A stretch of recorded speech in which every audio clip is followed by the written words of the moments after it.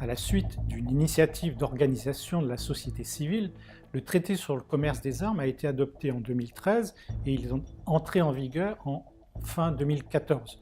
Aujourd'hui, en juillet 2016, il est ratifié par plus de 80 pays. Son objectif est double.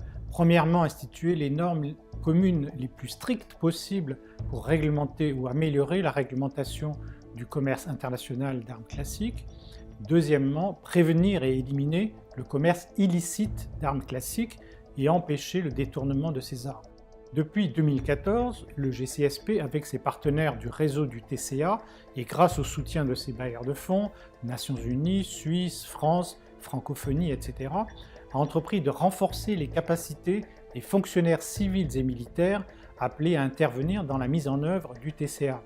Il a ainsi organisé 3 cours de formation en anglais et 3 en français, dont un à Addis Abeba et le prochain à Dakar, pour un total d'environ 150 personnes. Ces participants proviennent des pays qui ont signé le TCA, qu'ils soient exportateurs ou importateurs d'armes classiques. Ils représentent les différentes administrations engagées dans l'application du traité, affaires étrangères, défense, douane, intérieur, justice, etc. Et quelques participants représentent aussi la société civile qui a un rôle important à jouer dans la mise en œuvre du TCA et des autres instruments internationaux relatifs au contrôle de la prolifération des armes.